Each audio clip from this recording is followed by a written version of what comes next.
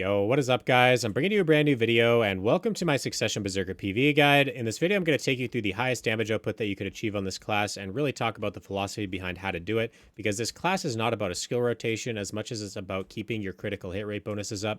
Your primary damage sources on this class are going to come from your LMB RMB skill to do your spin, which is Raging Thunder, from Shift X to do your second spin, as well as just simply holding RMB to do your claws.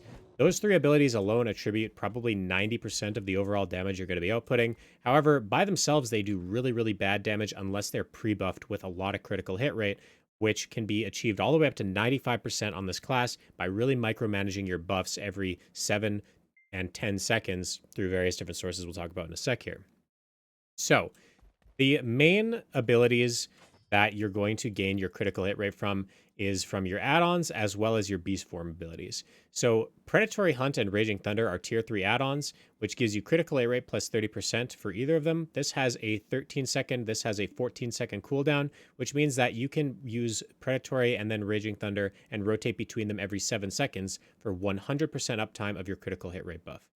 Additionally, there's also your Unstoppable Beast passive. For every time you do a Beast ability, you gain a critical hit rate of 30% for 10 seconds. So that's a total of 60% because they do stack. Then, as long as you have your add-ons and that as well as your passive, so plus 1%, and then there's two other ones, so that's 3%. If you have 5 out of 5 crit, that's 18%, so that's 21%. And then if you have the 2 blades and 2 predation lightstone setup, that's another 14%.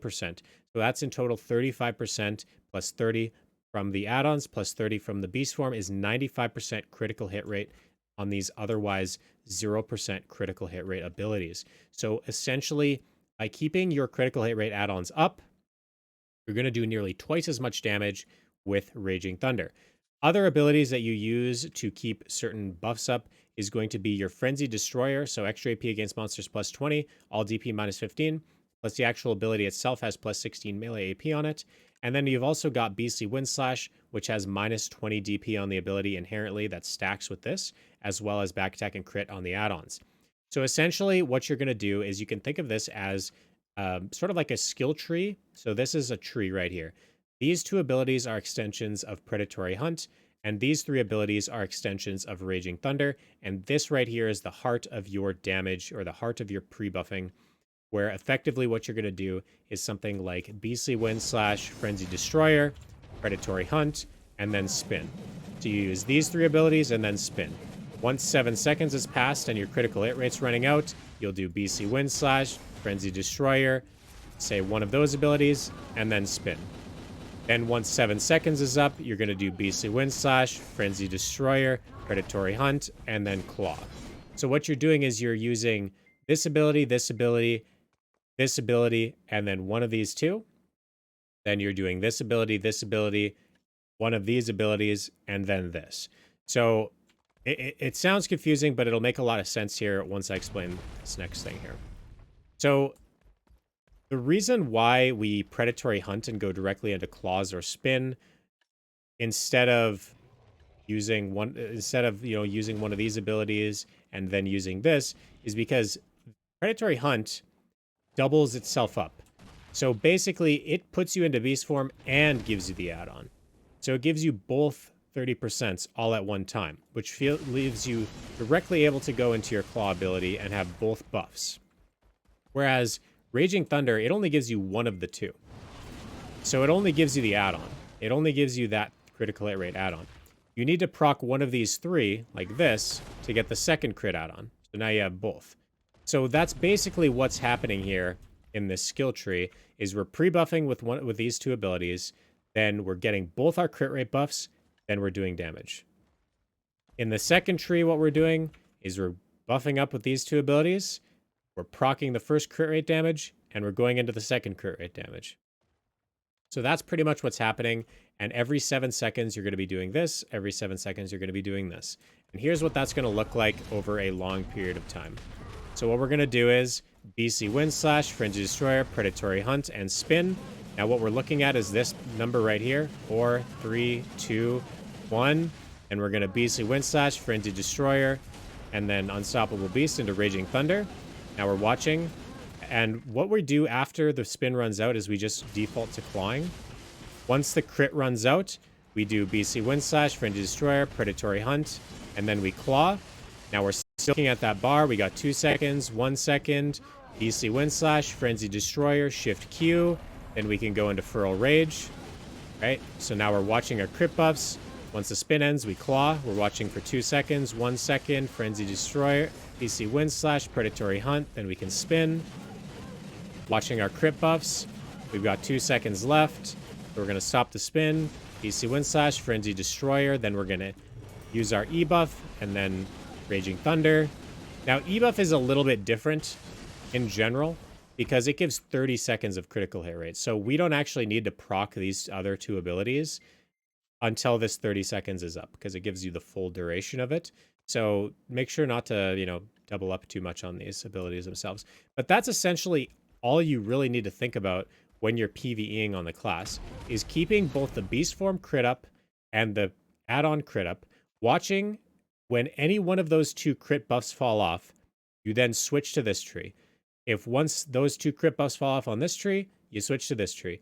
Once one of those 2 crit buffs fall up on this tree, you switch to this tree. And in between trees, you use Frenzy Destroyer and BC Wind Slash. That's about as simple as it gets, honestly. I mean, it's as easy as I could possibly make it. And here's what it's going to look like, again, over a long period of time, just to show you one more time.